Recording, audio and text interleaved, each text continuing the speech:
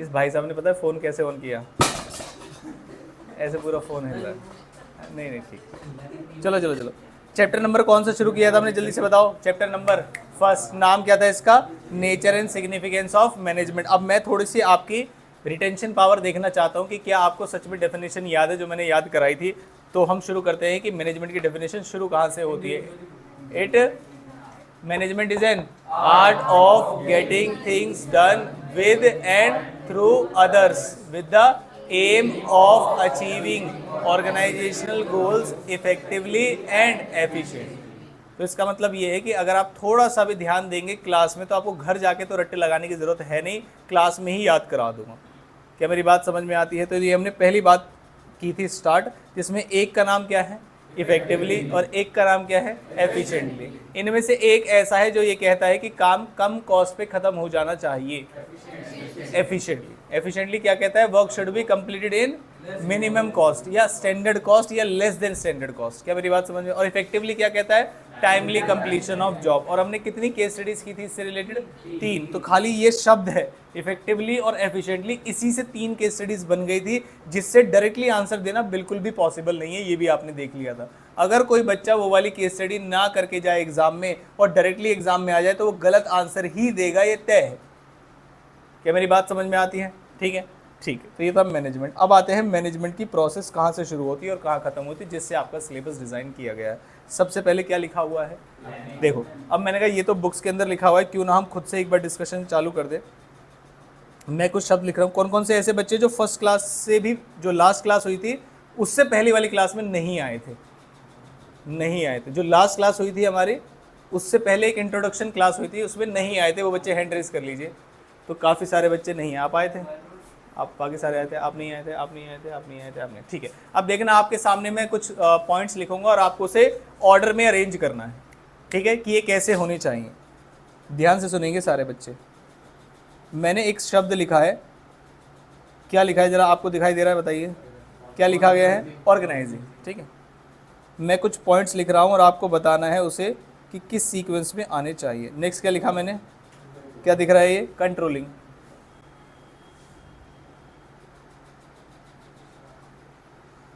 ये क्या लिखा हुआ है, स्टाफिंग। ये बताओ क्या लिखा है, डायरेक्टिंग। और एक चीज़ और मैंने लिख दी, प्लानिंग। ठीक है, इन सभी की हिंदी बता देता हूँ, फिर आप लोग खुद मुझे बताएंगे कि किस ऑर्डर में होनी चाहिए। जरा ध्यान से सुनना। जैसे मैंने क्या लिखा है यहाँ पर, कंट्रोलिंग ये कहता है कि जब आप सारा काम खत्म कर लेते हैं तो उसके बाद ये ज़रूर देखना होता है बीच बीच में कि जैसा आपने सोचा काम वैसे ही चल रहा है या नहीं चल रहा है। फॉर एग्जाम्पल, मैंने एक टारगेट बनाया 1 महीने का कि मुझे 1 महीने में 30,000 यूनिट्स बनानी है। कितनी, 30,000 यूनिट्स। यानी कि तो एक दिन में कितनी यूनिट्स बनानी है, 1,000 ऑन एन एवरेज, अगर 30 दिन का महीना है तो। अगर मैं पूरे end of the 30th day पे जाके देखूँ कितनी यूनिट्स बनी, और मान लीजिए मैंने कहा 28,000 यूनिट्स बनी, तो ऐसा हो सकता है कि किसी दिन में काम कम हुआ हो। लेकिन अगर मैं डेली शाम को चेक कर लूँ कि कितनी यूनिट्स बनी है, तो क्या मैं अपने अगले दिन का टारगेट भी रिवाइज कर सकता हूँ। हाँ, फॉर एग्जाम्पल, एक दिन में 1,000 यूनिट्स बननी चाहिए थी, पहले दिन भी बनी, दूसरे दिन भी बनी, तीसरे दिन भी बनी, चौथे दिन भी बनी, लेकिन 5वें दिन सिर्फ 800 यूनिट्स बन पाई। तो छठे दिन का टारगेट क्या होना चाहिए था, 1200। इसे बोलते हैं कंट्रोलिंग, कि जब आप अपना सारा काम कर लें तो बीच बीच में अपने काम पर चेक भी लगाइए कि क्या जैसा मैंने सोचा था वैसा हो भी रहा है। क्योंकि जब डेट शीट आई थी तो हमारे पास, मान लीजिए मैंने कहा 15 दिन थे और 5 सब्जेक्ट थे, 15 दिन और 5 सब्जेक्ट, तो एक सब्जेक्ट को कितने दिन मिल रहे थे, 3।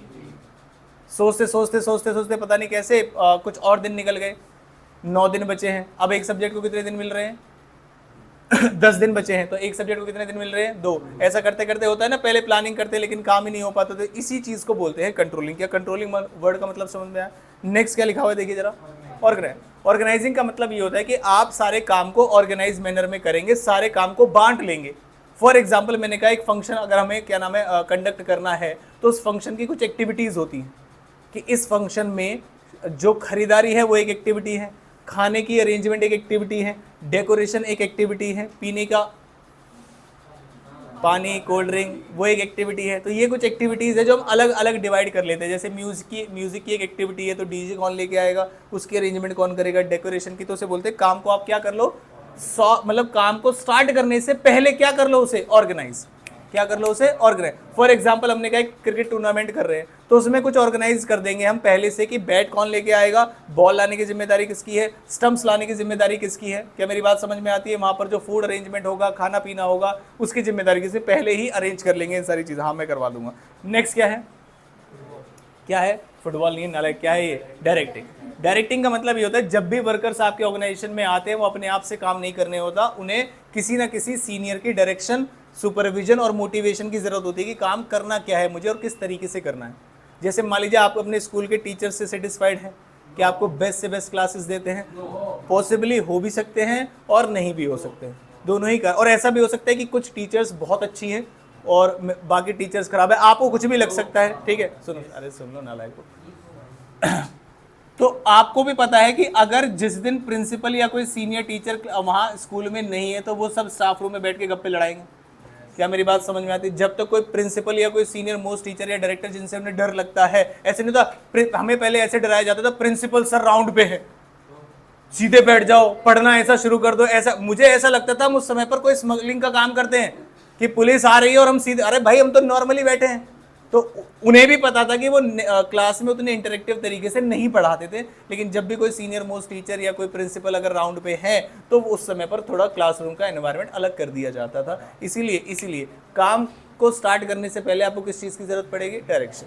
उसके बाद नेक्स्ट क्या है, स्टाफिंग, वो वर्कर्स, उन लोगों की भर्ती करना जो काम करेंगे। उसके बाद नेक्स्ट क्या है, काम शुरू करने से पहले काम। अब देखना जरा ध्यान से, ये काम हो जाने के बाद काम को डिवाइड कर लेना, डायरेक्शन देना लोगों को, लोगों की भर्ती करना और यहाँ पर काम के बारे में सोचना। अब आप मुझे बताएंगे फर्स्ट नंबर पे क्या आना चाहिए, फर्स्ट नंबर पे क्या आना चाहिए? मैंने कहा फर्स्ट जो नंबर है वो क्या है आपका, प्लानिंग।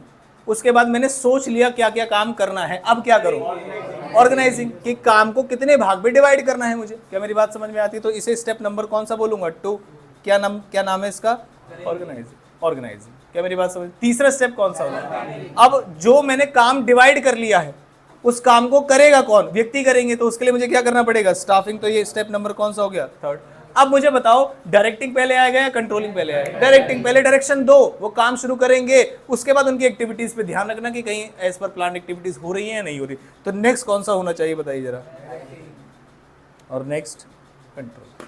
क्या मेरी बात समझ में? इन्हें बोलते हैं 5 फंक्शंस ऑफ मैनेजमेंट। क्या बोलते हैं, 5 फंक्शंस ऑफ मैनेजमेंट। और जब मैंने आपको सिलेबस बताया था तो मैंने आपको ये समझाया था कि आपका जो सिलेबस है जिसमें बुक नंबर 1 है, बुक किस किस को मिल गई है अभी? बहुत बढ़िया, मिल जाएगी नेक्स्ट वीक में। ठीक है, मैंने आपको पहले भी बताया था, दोबारा से जल्दी से बता दूं, चैप्टर नंबर 1 है, चैप्टर नंबर 2 है और चैप्टर नंबर 3 है। ये हिस्सा एक है, ये क्या हिस्सा है, एक हिस्सा है ये आपके सिलेबस का। अगले वाले पार्ट पे आ जाते हैं। अगर एक पूरे बुक में 8 चैप्टर्स हैं, कितने चैप्टर्स हैं, 8, और 3 मैंने आपको बता दी, तो बताओ कितने बचे, 5। सबकी मैथ देखो कितनी अच्छी है। चलो, तो कितने चैप्टर और बचे फटाफट से बताओ, 5। और अभी जो हमने फंक्शंस ऑफ मैनेजमेंट लिखे हैं ये कितने हैं, जल्दी से बताओ फटाफट से, 5। तो इसका मतलब इन सभी फंक्शंस ऑफ मैनेजमेंट की जो डिटेल है, क्या है, जो डिटेल है वो हम यहाँ पर पढ़ेंगे। तो अब आप सब मुझे बताएंगे चैप्टर नंबर 4 क्या है, जो हमारा सिलेबस है उसमें चैप्टर नंबर 4 क्या है, जल्दी से बताओ, प्लानिंग। पहले ये समझ आया आपको? फिर हमारे सिलेबस में समझाया जाएगा और पढ़ाया जाएगा हमें किसके बारे में, चैप्टर नंबर 5, यानी नाम क्या होगा उसका, ऑर्गेनाइजिंग। नेक्स्ट चैप्टर कौन सा होने वाला है, चैप्टर नंबर कौन सा होगा, 6, और क्या नाम है उसका, स्टाफिंग। नेक्स्ट होने वाला है, बताओ जरा कौन सा, चैप्टर नंबर कौन सा, 7, जिसे क्या बोलते हैं, डायरेक्टिंग। और लास्ट, क्या इस सिलेबस का आखिरी चैप्टर है या बुक का, बुक नंबर 1 का आखिरी चैप्टर है और नाम क्या है इसका, कंट्रोल। बताओ chapter number 4, 5, 6, staffing, 7, directing, 8, control, 8, 7 mix हो गया, 8 कंट्रोलिंग, 7, 6, 5, 4। यहाँ तक समझ में आया आपको? ठीक है। अब जो उस दिन बच्चे नहीं थे उनको मैं फटाफट से बता दूं कि जो आपके पहले 3 चैप्टर्स है, क्योंकि जो क्लास 11th है उसमें आपस में चैप्टर्स में लिंक नहीं है, किसी भी नंबर पे आप पढ़ सकते हो। अगर आपको चैप्टर नंबर 2 की नॉलेज नहीं है तो इसका मतलब ये नहीं आपको चैप्टर नंबर 4 समझ में नहीं आएगा। क्लास 11th में ऐसे नहीं, आपने भी पढ़ रखा है, फॉर्म्स ऑफ बिजनेस ऑर्गेनाइजेशन है चैप्टर नंबर 2 और चैप्टर नंबर 4 है बिजनेस सर्विसेज, नो लिंक। क्या मेरी बात है? Chapter number 7 sources of business finance, कोई लिंक नहीं है किसी चैप्टर से, लेकिन जो क्लास 12th का सिलेबस है उसमें 110% लिंक है और कंबाइंड केस स्टडीज आती हैं कि अगर आपने इस वाले चैप्टर को पढ़ लिया है तो अगले चैप्टर में मिक्स करके केस स्टडी आएगी। और पहले भी क्लास में मैंने आपको बोला था, आज की क्लास में भी दोबारा बता रहा हूं मैं आपको, एक भी केस स्टडी आपके ना प्री बोर्ड्स में ना कहीं पर भी ऐसी आएगी जो मैंने क्लास में ना करा रखी हो। बस आपका एक ही काम है, जितनी केस स्टडी मैंने आपको करा रखी है उतनी आपको ईमानदारी से करनी। क्या मेरी बात समझ? अब आता हूँ चैप्टर नंबर 1 पे। चैप्टर नंबर 1 में वो कहता है कि जो क्लास 12th के बच्चों को आपको समझाना है वो क्या है, सबसे पहले बताओ जरा। मैनेजमेंट। कह रहे उनको अपने जीवन में एक मैनेजमेंट चाहिए। देखो सारे बच्चे फ़ोन चलाते हैं, सबको पता है। क्या मेरी बात समझ में आती है? सारे बच्चे थोड़ा थोड़ा बाहर भी घूम लेते हैं, ये भी सबको पता है। सारे बच्चे स्कूल में ध्यान से पढ़ाई नहीं करते हैं, ये भी सबको पता है। कुछ बच्चे टीवी भी देखते हैं, ये भी सबको पता है। लेकिन अगर हर चीज़ मैनेजमेंट से की जाए तो कोई प्रॉब्लम नहीं है। फॉर एग्जाम्पल जैसे मैंने कहा, विराट कोहली क्या फ़ोन चलाते हैं? नहीं चलाता होगा, हो चलाते होंगे। रोनाल्डो जो फुटबॉल प्लेयर है क्या वो भी फ़ोन चलाते होंगे? यस। लेकिन वो अपने जीवन में कोई भी काम करते हैं तो मैनेजमेंट से करते हैं। कब किस चीज़ का क्या समय, मान लीजिए कोई आईपीएल मैच चल रहा है और उसमें विराट कोहली खेल रहा है, क्या मेरी बात समझ में आई? उस समय मान लीजिए उनके पड़ोस से कोई आ जाए, उनके घर में कुछ भी आ जाए, तो क्या फ़ोन उठाएंगे उस समय पर? कितनी भी इमरजेंसी आ जाए, भगवान ना करे कोई मेडिकल इमरजेंसी वाली बात हो, लेकिन क्या उस समय पर मैच चलेगा उनका जिस पे वो खेल रहे हैं, या वो फ़ोन पे ध्यान देंगे? आप बताओ। अब मैच चलेगा। प्रैक्टिस सेशन के दौरान भी उन्हें क्या नाम है, फ़ोन लेके जाना अलाउड नहीं होता जब प्रैक्टिस सेशन चल रहा होता है। क्या चल रहा होता है? जब प्रैक्टिस सेशन चल रहा होता है तब भी उन्हें फ़ोन लेके जाना अलाउड नहीं होता। अब सोचो बच्चे का प्रैक्टिस सेशन क्या है, जब रात को पढ़ाई कर रहा है, रात को 10 बजे देख लिया, सारे गाँव वाले सो गए हैं, गाँव वाले का मतलब आपके माता पिता, सारे गांव वाले सो गए हैं, और कुछ बच्चे तो खुद ही कंबल ओढ़ लेते हैं और एक्टिविटी बंद कर देते हैं दिखाने के लिए कि भाई मैं सो गया हूं, मेरे से कोई उम्मीद ना की जाए कि मैं फ़ोन चलाने वाला हूं आज रात। और जैसे ही देखा पेरेंट्स क्या नाम है सो गए, तुरंत फ़ोन लेके क्या नाम है अपनी उग्रवादी एक्टिविटीज़ उन्होंने स्टार्ट कर दी। क्या मेरी बात समझ में आती है? लेकिन अगर मैनेजमेंट से चले तो क्या फ़ोन चलाने में कोई प्रॉब्लम है? क्या नहीं। जैसे एक बच्चा है हमारे यहाँ मानिक, क्लास 11th में ही बिजनेस कर रहा है, फ़ोन से इसने हमें एक फ़ोटो भेजा कि मैं ये होली पे कलर्स वगैरह सेल करता हूँ, आपको खरीदने हैं तो खरीद ले, और हमें चूना भी लगाया। हाँ बताऊँ भाई, एग्जाम्पल मैं पीड़ा तो शेयर कर सकता हूँ ना बच्चों से, मुझे जो दुख हुआ। उसने कहा कि सर आपको एक बेस्ट कलर दूंगा मैं जो 35 रुपये में मिल जाएगा। वहाँ जाके फ़ोन करा, सर 50 से नीचे नहीं है, बताओ क्या करूँ। मैंने कहा भाई अगले दिन होली है, बताओ मैं क्या बोलूँगा।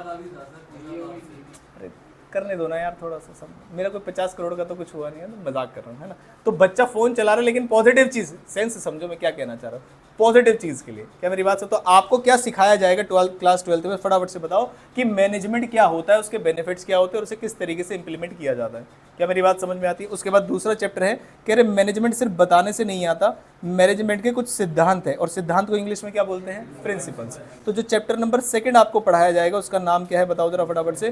Principles of management. की ये जो मैनेजमेंट है अगर आप अपने जीवन में, अपने ऑर्गेनाइजेशन में या अपने बिजनेस में लाना चाहते हैं तो उसके प्रिंसिपल्स क्या हैं।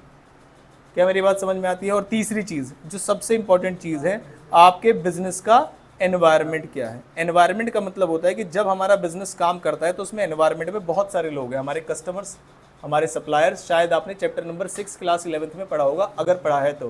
क्या है class 6 chapter number 6? Social responsibilities of business, जिसमें towards consumers, towards shareholders. जैसे कंज्यूमर्स का टेस्ट एंड प्रेफरेंस बदल जाए तो क्या बिजनेस पे इंपैक्ट आएगा? नहीं आएगा? आएगा। हमारे इन्वेस्टर्स अगर पैसा विड्रॉ कर लें तो क्या हमारे ऊपर इंपैक्ट आएगा? नहीं आएगा? आएगा। अगर हमारी कम्युनिटी ऐसा टैग लगा दे हमारे ऊपर कि ये जो कंपनी काम करे, इसके जो प्रोडक्ट्स हैं वो सोसाइटी के लिए हानिकारक है, तो क्या बिजनेस में फ़र्क आएगा? नहीं आएगा। गवर्नमेंट अगर कोई बैन लगा दे तो क्या बिजनेस में फ़र्क आएगा? नहीं आएगा? आएगा। क्या मेरी बात समझ में? तो इसका मतलब हर एक बिजनेस के लिए बहुत इंपॉर्टेंट है किस चीज़ को समझना। जैसे मैंने बोला मैं लिकर सेल करना चाहता हूँ, लिकर सेल करना चाहता हूँ लाइसेंस लेके, पॉसिबल है? नहीं है। इलीगल तो नहीं है, लीगल तो नहीं है। लेकिन अगर मैं ये चीज़ बिहार में करना चाहूँ तो बताना जरा, क्या ये लीगल हो जाएगी? यस। तो इसका मतलब एक बिजनेसमैन को कोई भी एक्टिविटी करने से पहले अपना क्या समझना पड़ेगा? Business environment. इसमें पॉलिटिकल भी आता है, लीगल भी आता है, सोशल भी आता है, इकोनॉमिक भी आता है। तो सारे एनवायरनमेंट को आपको समझना पड़ेगा। क्या मेरी बात समझ में आती है? जैसे मैं आपसे बोलूँ कि बीच में जब कोरोना आया था तो उस समय पर लोगों की जो हेल्थ को लेके डिमांड थी, जो ऑर्गेनिक प्रोडक्ट्स थे वो ज़्यादा बिकने लगे थे, कम बिकने लगे थे? ज़्यादा उस समय पर लोगों को क्या लग रहा था, आपकी हेल्थ ही आपको जीवन में आगे बढ़ा सकती है, वरना बहुत लोग ऐसे थे जो शायद नहीं आज हमारे बीच में है, वो भी चले गए कोरोना की वजह से। और बताया ये गया कि इम्यूनिटी सिस्टम वीक है जिनका, वो क्या नाम है, नहीं झेल पा रहे हैं उसको, और बाकी जिनके इम्यूनिटी सिस्टम स्ट्रांग है वो झेल पा रहे हैं। ऐसा उस समय पर बताया गया था। तो नया नया ट्रेंड चला था उस समय पर, लोगों ने साइकिल खरीदना स्टार्ट किया था, मोटे मोटे टायर वाली, शायद आपने देखा हो तो, है ना। हाँ, वो ये जो मतलब फैट बाइक बोलते हैं उसको, हाँ, उतने मोटे टायर, जितने मतलब बाइक के नहीं होते इतने मोटे टायर। फिर धीरे धीरे लोगों का खान पीन को लेके थोड़ा सा और चीज़ें बदली, ऑर्गेनिक प्रोडक्ट्स की तरफ लोग ज़्यादा जाने लगे। तो अगर शिफ्ट हो रहा है लोगों का जो इंटरेस्ट है ऑर्गेनिक फूड की तरफ, तो क्या फास्ट फूड पे इम्पेक्ट आया होगा उस समय पर? नहीं आया, आया होगा।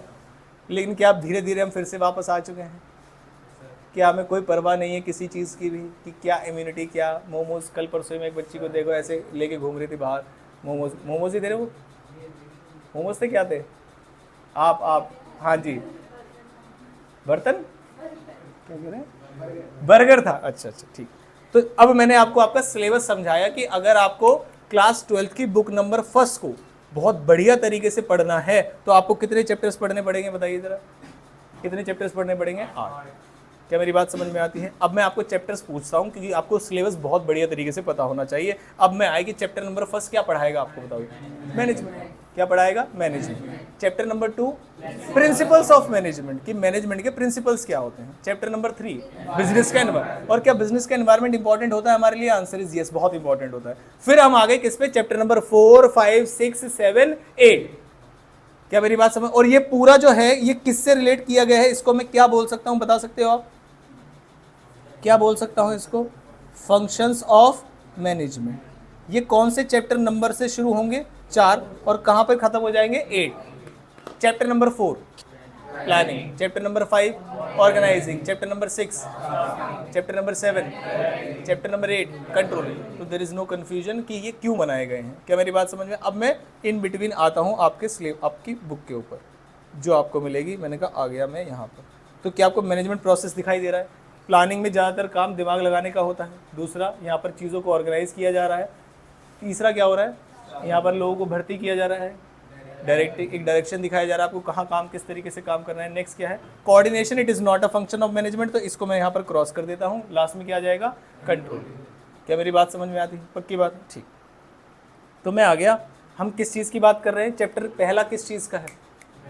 मैनेजमेंट। तो मैनेजमेंट के बारे में अगले 15 मिनट में इसके फीचर्स डिसाइड करूँ। फीचर्स के बारे में आपका क्या मतलब होता है? फीचर्स आपकी पॉजिटिव चीज़ें बताता है या नेगेटिव चीज़ें बताता है या दोनों चीज़ें बताता है? दोनों। तो मैनेजमेंट के बारे में अगर आपको जानना है तो उसके किसके बारे में पता करना चाहिए आपको? फीचर्स के बारे में। आज जो हम डिस्कशन करेंगे वो किसके बारे में डिस्कशन करेंगे? फीचर्स के। तो अगले 15 मिनट में आपको कंसेप्चुअली सारे जो आपके फीचर्स हैं वो पढ़ाऊंगा, रीड कराऊंगा, समझाऊंगा। और जो अगली क्लास होगी हमारी उसमें सारे जितनी भी केस स्टडीज हैं जो सिर्फ और सिर्फ फीचर्स पे बनी गई हैं वो सब हम सॉल्व करेंगे। लेकिन कर तब पाएंगे जब आप अगले 15 मिनट मुझे पूरे ध्यान से सुनेंगे। क्या आप तैयार हैं? हम कौन सा चैप्टर नंबर पढ़ रहे हैं? फर्स्ट। नाम क्या है उसका? मैनेजमेंट। जिसमें क्या पढ़ रहे हैं हम? उसके फीचर्स ऑफ मैनेजमेंट पढ़ रहे हैं। ये बिल्कुल ऑर्डर बिल्कुल सेट है आपका, कोई प्रॉब्लम तो नहीं? ठीक। मैं आया सबसे पहले किस चीज़ में, बताइए ज़रा। कह रहे अगर आप किसी भी चीज़ का मैनेजमेंट स्टार्ट करते हैं तो इसका मतलब आप कुछ अचीव करना चाहते हैं। मैंने कहा मैनेज करना है, क्लास 12th आ गई है, मैनेजमेंट दिखाना चाहिए आपको। क्यों? बताना ज़रा, हमारा एंड गोल क्या है फिर बताओ। क्लास 12th का जब रिजल्ट आएगा तो हमें अपने अकॉर्डिंग रिजल्ट चाहिए। वो 95+ भी हो सकता है, 90+ भी हो सकता है, 85+ भी होता है। वो बच्चे के ऊपर डिपेंड करता है वो कितनी मेहनत करना चाहता है। हाँ, सबके इतने मार्क्स आ सकते हैं ये तय है, वो उसकी मेहनत के ऊपर डिपेंड करता है। क्या मेरी बात समझते हो? इसका मतलब मैंने ये चीज़ अगर आपको 11th में नहीं बताई तो इसका मतलब यहाँ पर कोई आपकी ओरिएंटेशन है। क्या नाम है इसका? Goal oriented process. क्या है goal oriented process? Management. Management जो एक प्रोसेस है वो कैसी प्रोसेस है? Goal oriented process. जहां जहां मैनेजमेंट होगा इसका मतलब वहां वो कुछ ना कुछ अचीव कराना चाहते हैं। फॉर एग्जांपल अभी इलेक्शन खत्म हुए थे तो क्या डोर टू डोर कैंपेनिंग कराई जा रही थी? डोर टू डोर लोग आ रहे थे, आपके गली मोहल्लों के अंदर पर्चे बांटे जा रहे थे। और आपको भी पता होगा कि कुछ कुछ जगह ऐसी होती है जहाँ शाम को कुछ और भी बांटा जाता है। पता होगा आपको ये चीज़। देखो, आप लेने नहीं गए वो एक अलग बात है, लेकिन जानते सब है कि कुछ लोग पैसे बांटते हैं, कुछ लोग ड्रिंक करने के लिए, है ना, दारू दे देते हैं लोगों को जो लोग ड्रिंक करते हैं। ये सब पता है या नहीं पता? पहले तो ये बताओ, होता है ये चीज़? तो क्या ये चीज़ बिना मैनेजमेंट के हो रही है या मैनेजमेंट से हो रही है? मैनेजमेंट। जहाँ जो चीज़ इफेक्टिव है वहाँ वो चीज़ की जा रही है। अगर उन्हें अपने किसी बड़े बड़े दिग्गज लोगों को, जैसे यहाँ पर भी एच पॉकेट में भी वो कौन से थे, अनुराग ठाकुर आए थे, कौन आए थे पता है आपको? बीजेपी ने कैंपेनिंग की थी यहाँ, अनुराग ठाकुर जो, कुछ पता है? रोडीज जानते हो? रोडीज बिग बॉस, अरे देव मानुसो नालायको है। कौन जीता है इस बार? बिग बॉस में बीजेपी जीत गई, बहुत बढ़िया। सेकंड पॉइंट आ जाइए। सेकंड पॉइंट क्या मतलब है? परवेसिव। अब सारे बच्चे वर्ड मीनिंग वाला पेज निकाल लीजिए फटाफट से, जो मैंने आपको बताया था कि आपको बनाना है, अभी रफ में लिख लो वर्ड मीनिंग। आपकी इंग्लिश कैसी भी हो लेकिन आपके बिजनेस में कोई दिक्कत नहीं आएगी। जैसे आदित्य एक बेस्ट एग्जांपल है। आदित्य कोई फ्लुएंट इंग्लिश में ऐसा तो नहीं है भाई, नॉर्मल इंग्लिश है, समझ में आ जाती है बस, है ना, लेकिन फिर भी 97 आ सकते हैं। तो इसका मतलब इंग्लिश का बिजनेस से कोई लेना देना नहीं है। आपको जो वर्ड्स में वर्ड मीनिंग में लिखवाऊंगा, आपको अपनी डिक्शनरी बनानी है अलग, कि बिजनेस को अगर समझना है तो ये वर्ड्स की मीनिंग आपको आनी चाहिए, दैट्स इट। ठीक है, जिसमें पहला वर्ड लिखिए आप परवेसिव, और ये बहुत बार यूज होगा, और उसके सामने लिख लीजिए एवरीवेयर।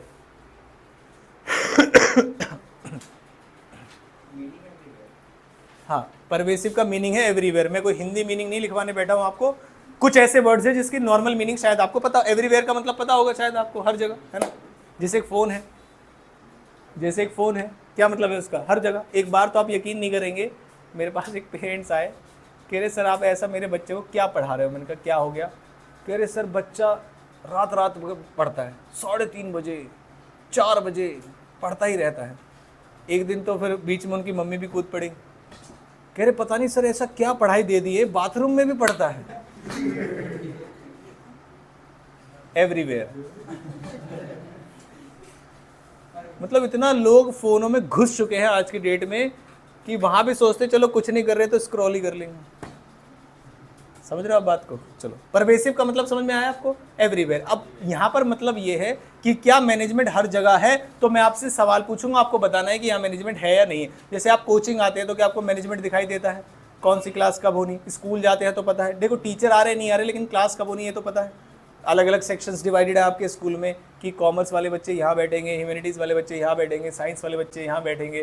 टीचर आए या ना आए, लेकिन क्लासेस के सेक्शंस की ऑर्गेनाइजेशन होती है, वहाँ पर मैनेजमेंट होता है, वहाँ पर कोई ना कोई एचओडी भी होती है, टीचर्स के नाम भी होते हैं। टीचर अलॉट नहीं होते तो उनकी जगह क्या बोलते हैं, एब्सेंटी बोलते हैं उसको, हाँ, सब्स्टिट्यूट लगाते हैं, चलो उनकी जगह कि भाई उनकी जगह ये आने वाले हैं। मेरी बात समझ में आती है? तो क्या स्कूलों में मैनेजमेंट है? यस। देखो अच्छी तरीके से अप्लाई नहीं हो रहा वो एक अलग बात है, लेकिन क्या मैनेजमेंट है? Answer is yes. अब मेरा दूसरा सवाल, जैसे अभी आज शायद आईपीएल शुरू होने वाला है, क्या इस आईपीएल में मैनेजमेंट है?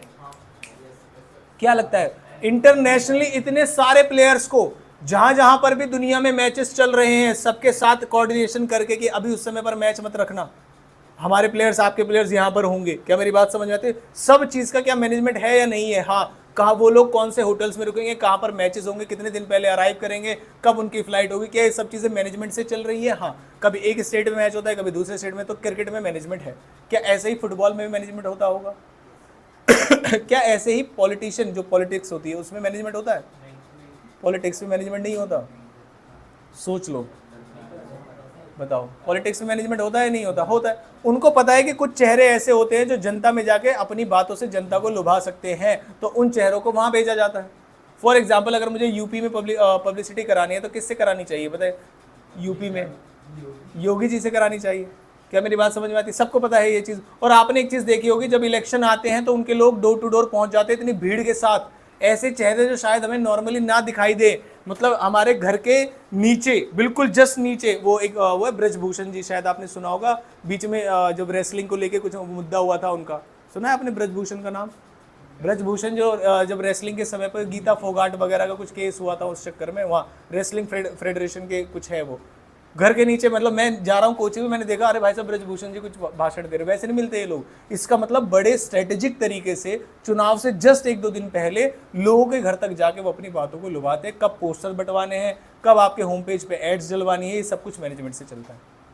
क्या मेरी बात समझ में आती है? तो इसका मतलब परवेसिव का मतलब समझ में आया आपको? परवेसिव का क्या मतलब है? एवरीवेयर। तो मैनेजमेंट हर एक उस जगह, जैसे हॉस्पिटल्स में जाते हैं, क्या मैनेजमेंट है या नहीं है?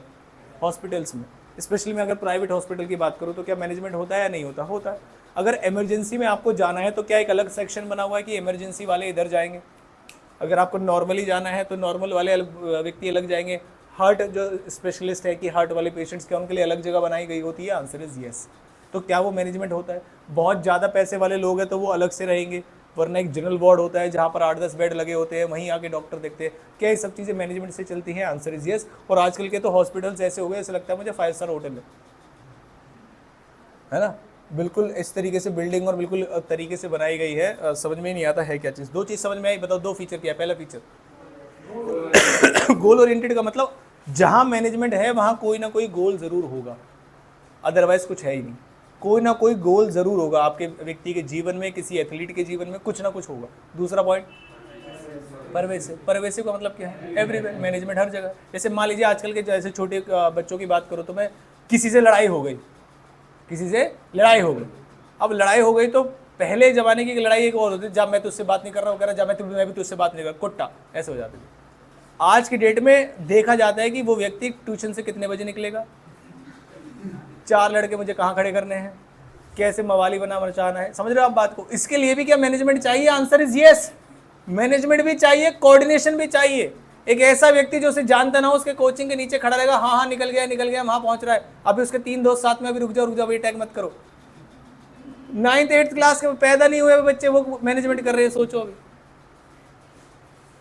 मेरी बात समझ में आई? तो इसका मतलब हर जगह मैनेजमेंट है। इस शब्द को क्या बोलते हैं? क्या आप इस शब्द को याद रखेंगे? क्या नाम है इसका? परवेसिव। अब आते हैं तीसरे शब्द पे, क्या मतलब है?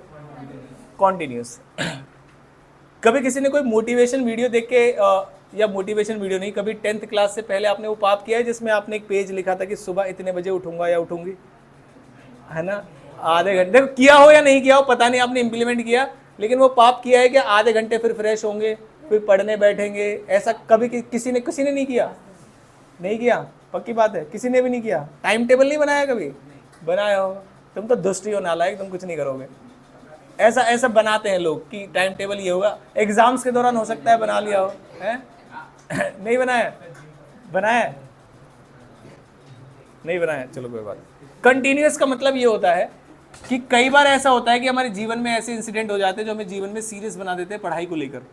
वो पेरेंट्स की मार भी हो सकती है, वो स्कूल की कोई पीटीएम भी हो सकती है, वो कोचिंग टीचर ने पीट दिया है, कोई भी XYZ रीज़न हो सकता है। तो कभी कभी किसी वीडियो को देख के ऐसा लगता है कि आज तो मैं आज से जीवन पलट दूंगा अपना, या हमने ही कोई मोटिवेशन वाली बात बना दी है ना, अब कम बैक होगा। लेकिन वो कम बैक जो होगा वो यहाँ से जाते जाते जाते जाते बाहर।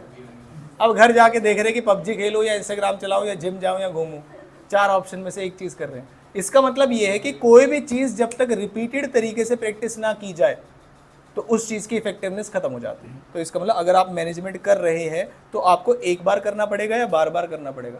जैसे प्लानिंग है, एक ही बार करके छोड़ दे, बार बार करनी पड़ेगी, बार बार करनी पड़ेगी। लोगों को मैंने हायर कर दिया तो क्या कभी निकलेंगे नहीं? क्या निकलेंगे? छोड़ के भी चले जाएंगे, हम भी निकाल सकते हैं। तो क्या दोबारा हायर नहीं करना पड़ेगा? करना पड़ेगा। डायरेक्शन देनी है मुझे लोगों को, तो एक बार डायरेक्शन देके छोड़ और काम हो जाएगा। जैसे 12th वाले बच्चों को मुझे मोटिवेट करना है कि 12th आपके लिए क्यों ज़रूरी है जीवन में, तो मैं 1 मिनट के अंदर आपको मोटिवेट करने की कोशिश करता हूँ। इसका मतलब दोबारा उसके बाद कभी ज़रूरत नहीं पड़ेगी। अब मैं आपको बता रहा हूँ, देखो क्यों ज़रूरी है। क्लास फर्स्ट से लेके आपका जब भी रिजल्ट आया, आपके पेरेंट्स से, उनके ऑफिस में और पड़ोसी ने जल्दी नहीं पूछा होगा कितनी परसेंटेज आई है, लेकिन आपके पिताजी जितने भी साल से जिस भी ऑफिस और फैक्ट्री में काम कर रहे हैं उन सबको पता होगा कि उनका बेटा या बेटी 12th क्लास में पढ़ रहा है। और जब 12th का रिजल्ट आएगा, पहला सवाल आपके पिताजी से पूछा जाएगा या आपकी माताजी जो भी जॉब करते हैं कि आपके बेटे की क्या परसेंटेज आई। ये सालों साल से चले हुए, डिकेड से चले हुए आ रहे, क्योंकि उन लोगों ने देखा है दूसरे के जो बच्चे आते हैं, जब दूसरे के बच्चों के रिजल्ट आते हैं, लोग मिठाई लेके आते हैं, उनसे नहीं पूछता कोई, वो ढोल पीटते हैं सब जगह कि भाई मेरे बच्चे और मेरे बच्चे की इतनी परसेंटेज आई है क्लास 12th में, ये लो मिठाई खाओ। तो भाई डिजर्व तो वो लोग भी करते हैं ना कि जब एक 12th में बारी आएगी, उनके माँ बाप, उनके बच्चे जब आए हैं 12th में, कि आपके पेरेंट्स छुपे ना किसी से कि 12th में बच्चे की 60% आई, बताने लायक नहीं। आपके पेरेंट्स सीना चौड़ा करके मिठाई लेके जाए सबके पास कि भाई मेरे बच्चे की या मेरी बच्चे की इतनी परसेंटेज आई है। इतना तो वो डिजर्व करते ही हैं। भाई पूरे 11th क्लास तक इतने बड़े बड़े मौके हमने नहीं दिए थे, लेकिन 12th में तो सबके पेरेंट्स डिजर्व करते हैं। आप खुद भी डिजर्व करते हैं अच्छे मार्क्स। अब मान लीजिए मैंने एक बात बताई, कुछ बच्चों को समझ में आ गई, लेकिन ये कितनी देर रहेगी? 5 मिनट। 5 मिनट। उन्होंने उस ऑफिस को छोड़ा नहीं कभी, इसमें मेरी गलती है? क्यों कर रहे हैं 10 साल से काम सेम ऑफिस में? भाई क्यों कर रहे 10 साल से, शिफ्ट करते, जॉब चेंज करते, है ना। अब उन्होंने कभी जीवन में इंप्रूवमेंट नहीं लाई अपने ऑफिस में, इसमें मेरी गलती है। दूसरों के बच्चों के 95 आ गए, इसमें मेरी गलती है, ये मेरा जीवन है। मैं 70 ला के भी खुश हूँ, मैं 60 ला के भी खुश हूँ। और मैंने कहीं जगह देखा था life is all about happiness, तो मैं 60 में खुश हूँ। क्या मेरी बात समझ? तो इसीलिए जो थर्ड पॉइंट है हमारा, उसमें क्या लिखा हुआ है जरा फटाफट से बताइए, कॉन्टिन्यूस। अब 3 फीचर हो गए, पहला फीचर बताओ गोल ओरिएंटेड प्रोसेस, दूसरा परवेसिव, परवेसिव का मतलब क्या है, एवरीवेयर। तीसरा पॉइंट क्या है, कॉन्टिन्यूस। कॉन्टिन्यूस का मतलब होता है मैनेजमेंट एक बार करके छोड़ने वाली चीजें नहीं है, regular, day by day, month by month, week by week आपको मैनेजमेंट अच्छे तरीके से चलाना भी है। क्या मेरी बात समझ में आती है? उसके बाद आते हैं पॉइंट नंबर 4 पे, क्या है ये, ग्रुप एक्टिविटी। मैनेजमेंट का मतलब ही यही है। मान लीजिए मैंने कहा घर में एक ही व्यक्ति रहता है बस, जॉब के लिए मान लीजिए बेंगलोर शिफ्ट हो गया, घर में वो अकेला है, खाना कौन बनाएगा, वो खुद, खाएगा कौन, खुद, कपड़े कौन धोएगा, वो खुद, बर्तन कौन धोएगा, वो खुद। अब आप ये मतलब मेड रख लेंगे, मैंने कहा अकेला व्यक्ति है, बजट की थोड़ी प्रॉब्लम है, सारे काम खुद करता है। ऐसे लोग हैं, और ऐसे भी लोग हैं जिनके पास पैसे लेकिन वो खुद करना पसंद करते हैं। तो क्या उसे बहुत ज्यादा मैनेजमेंट की जरूरत है? आंसर इज नो, क्योंकि सारा काम उसे कैसे करना है, खुद। क्या मेरी बात समझ में आ गई? लेकिन क्या जैसे ही लोग बढ़ जाते हैं, क्या तब मैनेजमेंट की जरूरत ज्यादा बढ़ जाती है? Answer is yes. क्या मेरी बात समझ में आती है? जैसे फॉर एग्जांपल 6, 7, 8 में एक ही सब 2 ही सब्जेक्ट होते हैं, मैथ साइंस, और इंग्लिश तो लास्ट में पढ़ते थे। तुम तो 11th तक यही लेके चले थे, लेकिन अब 12th आ गई है, तो अब मैनेजमेंट की ज़्यादा जरूरत है। ठीक है, तो इसे बोलते हैं ग्रुप एक्टिविटी। ग्रुप एक्टिविटी का मतलब होता है मैनेजमेंट इन्वॉल्व करता है बहुत सारी एक्टिविटी, और उसे करने वाले बहुत सारे लोग। क्या सभी लोगों को आसानी से मैनेज किया जा सकता है? बताओ जरा। जो ऑफिस में लोग काम करने आते हैं वो पॉजिटिवनेस के साथ आते हैं, नेगेटिविटी के साथ आते हैं? क्या लगता है आपको? जितने भी आपके इंस्टाग्राम के होम पेज में मैनेजर्स के बारे में कभी कोई रील आ गई हो, या ऑफिस के बॉस के बारे में कभी कोई रील आ गई हो, तो अच्छे के लिए आई होगी या नेगेटिव के लिए आई? क्या लगता है? क्या लगता है? जो अपने लोगों से बात सुनिए, पॉजिटिव सुनिए, नेगेटिव सुनिए, जनरली नेगेटिव सुनिए। आप ये देखो, आपके घर में जितने लोग हैं उनकी भी आपस में नहीं बनती होगी। आपके अपने माता पिता से विचार नहीं मिलते हैं, माता पिता के आपसे नहीं मिलते हैं, फिर आप कहते हो माता पिता के आपस में नहीं मिलते हैं, हमसे क्या मिलेंगे? तो मैनेजमेंट जो जरूरी है वो किसके लिए जरूरी है? Group activity. किसके लिए जरूरी है? Group activity. 5th point, dynamic मिलता है चैप्टर नंबर 3 की वजह से। चैप्टर नंबर 3 क्या था बताओ जरा?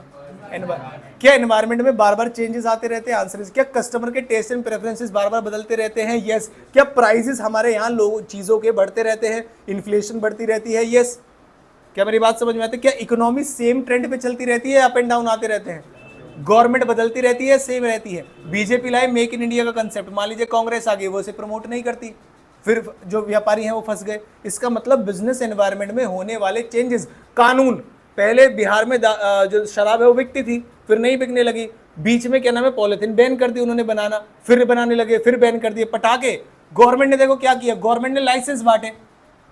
पिछले से पिछले साल गवर्नमेंट ने लाइसेंस दिए पटाखे बनाने के, और वायु प्रदूषण होने की वजह से लाइसेंस मिलता है 10-12 लाख 20 लाख रुपए देके बनाने का, और वायु प्रदूषण होने की वजह से कह रहे गवर्नमेंट ने बैन कर दिए पटाखों की मैन्युफैक्चरिंग। तो बताओ जिन्होंने लाइसेंस लिया था उनके पैसे वापस होने चाहिए थे या नहीं होने चाहिए थे? तो अगर कोई व्यक्ति अपना काम में लगा रहा है और ये कहे कि मुझे बिजनेस एनवायरनमेंट में देखने की जरूरत नहीं है, मैं तो अपना काम कर रहा हूँ, तो क्या उससे उसका बिजनेस चल पाएगा? क्या? Answer is no. मान लीजिए मैंने कहा यहाँ पर एक व्हाइट बोर्ड लगा होता था, बहुत पहले पढ़ाया करते थे, उसी तरीके से क्या सेम पैटर्न पर पढ़ाकर आगे जाके सर्वाइवल है? Answer is no. जैसे जैसे समय बदलता रहता है, हर एक व्यक्ति को अपने जीवन में चेंजेस लाने की जरूरत है। जैसे अब सोशल मीडिया वाला ट्रेंड बहुत ज़्यादा बढ़ रहा है, तो मुझे लगता है हमें भी अपने जीवन में चेंजेस लाने की जरूरत है कि हमें टाइम सेट करना चाहिए कि हम इस समय बस सोशल मीडिया इस्तेमाल करेंगे और अपना फोकस जीवन में कैसे बढ़ाएं। ये पुराने वाले बच्चों से ज़्यादा आज के बच्चों के लिए ज़्यादा चैलेंजिंग है, पढ़ने से ज़्यादा चैलेंजिंग है आज के बच्चों के लिए डिसिप्लिन। वो जो होता है ना कि हाथ में 9 बजे के बाद फ़ोन चलाने वाली जो सारी दुष्ट आत्माएं उसी समय जागी रहती हैं।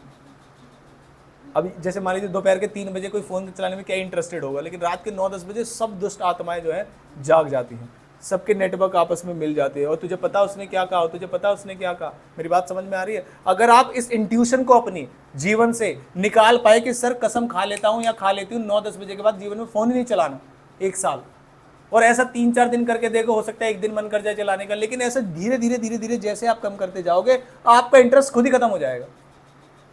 जितना पागलपन है ना आज की डेट में इस चीज़ को लेके, क्योंकि बच्चा पूरे दिन पढ़ाई तो कर ही रहा है ना, स्कूल तो जा ही रहा है, कोचिंग में भी आ रहा है, लेकिन जो रात के समय सो के उसके दिमाग को ये सब चीजें रिटेन करनी थी, जो रिटेन कर भूल जाते हैं ना बच्चे, उस समय हमने आफत पाली हुई है। उसने उससे क्या कह दिया, उसने उससे क्या कह दिया, वो कहाँ बैठ गया, उसने क्या कहा, ये वो, बस इन सब चीजों को लेके दिमाग में सो रहे हैं हम, तो कैसे रिटेंशन पावर बढ़ सकती है? क्या मेरी बात समझ में आती है? इसी को क्या बोलते हैं, कौन सा फंक्शन? Dynamic function. फिर आते हैं पॉइंट नंबर 6 पे। पॉइंट नंबर 6 क्या है? इंटेंजिबल फोर्स का मतलब है, कह रहे मैनेजमेंट कहाँ है, जरा बुला के लाना। मैंने कहा तुमने कहा कोचिंग में मैनेजमेंट है, जरा बुला के लाना, कहाँ है? इंटेंजिबल फोर्स का मतलब ये होता है कि मैनेजमेंट कोई व्यक्ति या ऑब्जेक्ट नहीं है जिसे आप बोल सकते हैं कि ये रहा मैनेजमेंट, जरा देख लो इसे। कह रहे मैनेजमेंट एक इंटेंजिबल फोर्स है। कैसी फोर्स है? इंटेंजिबल। इंटेंजिबल फोर्स का मतलब ये होता है कि अगर आपके यहाँ जो आपस में लोग काम कर रहे हैं वो मोटिवेटेड हैं, खुश होकर काम कर रहे हैं, तो बताइए मैनेजमेंट है या मैनेजमेंट नहीं है? अगर आपके टारगेट्स अचीव हो रहे हैं तो मैनेजमेंट है या मैनेजमेंट नहीं है? अगर आपकी सेल्स इंक्रीज हो रही है, आपके यहाँ नंबर ऑफ वर्कर्स इंक्रीज हो रहे हैं, तो इसका मतलब आपके यहाँ मैनेजमेंट है या मैनेजमेंट नहीं है? अगर आपके काम में ऑर्डरलीनेस है, ऑर्डरलीनेस का मतलब क्या होता है कि कोई केओस नहीं मचा हुआ, अफरा तफरी नहीं मची हुई कि ये कह रहा है वो करेगा, ये कह रहा है वो करेगा, नहीं, सबको अपने अपने रोल्स एंड रिस्पॉन्सिबिलिटीज बिल्कुल क्लियर है। जैसे आप कभी मैकडी में जाइए तो वहाँ के लोग अफरा तफरी में काम नहीं करते, किसको बिल बनाना है ये भी तय है, कौन अंदर बर्गर बनाएगा ये भी तय है, कौन ऑर्डर लेके आएगा, कौन दे के आएगा, कौन पर्ची कटवाएगा, सब कुछ तय है। तो वहाँ बहुत ज़्यादा भीड़ हो जाने के बावजूद भी उन लोगों के आपस में कभी कुछ होता है क्या? ऐसा आंसर इज नो। रीज़न क्या है उसका? क्योंकि मैनेजमेंट कैसी फोर्स है। कभी स्कूल में अपने फंक्शन देखना, वो टीचर उसे बुला रहा, अरे ये रह गया सामान, अरे ले आ, अरे माइक बंद हो गया, अरे तुम कहाँ चले गए, अरे वो समोसे लेके भागे बच्चे, 4 उसमें लेके चले गए, पॉकेट में भर के लेके चले गए। इसीलिए जो रिफ्रेशमेंट्स होती है वो फंक्शन के बाद दी जाती है, कम से कम गधे रुकेंगे तो सही लास्ट तक। आप एक फंक्शन में रिफ्रेशमेंट शुरुआत में बंटवा दो, ये हजरे देखो, अगर उसमें आधे बच्चे गायब ना हो जाए। मेरी बात समझ में आती है? तो इसे बोलते हैं क्या? ऐसी फोर्स, बताइए जरा फटाफट से, इंटेंजिबल। और कैसे पता करेंगे कैसे पता करेंगे फटाफट से बताओ मैनेजमेंट इंटेंजिबल फोर्स है? देखिए, वेदर ऑब्जेक्टिव्स आर मेट और नो, ऑब्जेक्टिव्स जो है आपके। Next, whether people are motivated और नॉट। तीसरा, ऑर्डरलीनेस एंड कोऑर्डिनेशन। क्या मेरी बात समझ में आती है? और इस पे आगे भी चर्चा करूंगा मैं आपसे। आज का आखिरी पॉइंट, कह रहे मैनेजमेंट किन किन चीज़ों का होता है? मैंने कहा 3 चीज़ों का मैनेजमेंट होता है। पहला, मैनेजमेंट ऑफ वर्क, वर्क को डिवाइड कर लो, वर्क को क्या कर लो? डिवाइड। फिर उस काम को करेगा कौन? वर्कर्स, यानी कि मैनेजमेंट ऑफ पीपल। और कौन सा काम पहले होगा और कौन सा काम बाद में, इसे बोलते हैं थर्ड, मैनेजमेंट ऑफ ऑपरेशंस। तो मैनेजमेंट एक मल्टी डायमेंशनल, सिर्फ लोगों का मैनेजमेंट नहीं करना आपको। मैनेजमेंट ऑफ, पहला वर्क, काम क्या होगा उसे बोलते हैं मैनेजमेंट ऑफ वर्क। दूसरा, कौन करेगा? Management of people. और पहले कौन सा काम होगा और बाद में कौन सा काम होगा? Management of operation. For example मैंने कहा प्लानिंग, बताओ पहले होगा बाद में? पहले। कंट्रोलिंग बाद में। क्या मेरी बात समझ में आती है? पक्की बात है? पक्की बात है। कोई भी 5 फीचर बता दो और आज की छुट्टी। पहला फीचर गोल ओरिएंटेड, दूसरा फीचर परवेसिव, तीसरा कॉन्टिन्यूअस, चौथा डायनेमिक, ग्रुप एक्टिविटी, पांचवा, छठा इंटेंजिबल फोर्स, सातवां परवेसिव। अब हाँ मल्टी डायमेंशनल। मल्टी डायमेंशनल में कितने पॉइंट्स हैं? 3। पहला, management of work, management of people, management of operation. अब इनकी एक्सप्लेनेशंस को कैसे याद रखते हैं, क्योंकि ये हमें क्लास 11th में भी याद हो गए थे। इनकी एक्सप्लेनेशन को कैसे याद रखना है प्लस केस स्टडी को कैसे सॉल्व करना है, इसके लिए हम अगली क्लास पढ़ेंगे। हमेशा पता होना चाहिए आज की क्लास में क्या कर रहे हैं और अगली क्लास में क्या हो रहा है। जैसे ऐसे होता है ना कि क्या नाम है, वो 7 फेरे हो रहे हैं, 6ठा फेरा हो गया और अचानक से वो सीरियस में होता है ठहरो और एपिसोड खत्म। तो एक इंटरेस्ट आता है अगले वाले एपिसोड में क्या होने वाला है। तो ऐसे ही ये अगला वाला एपिसोड है। क्या मेरी बात समझ में आती है? जिसमें अगले एपिसोड में हम फीचर्स की एक्सप्लेनेशन को याद कैसे रखते हैं क्लास 12th में, प्लस उसे जब केस स्टडीज में आते हैं तो कैसे पहचानते हैं, 2 चीज़ें पढ़ेंगे। क्या मेरी बात समझ में आती है? आपका बहुत बहुत धन्यवाद। एक बार बंद कर देना बच्चों को। और कोई भी बच्चा किसी भी क्लास को मिस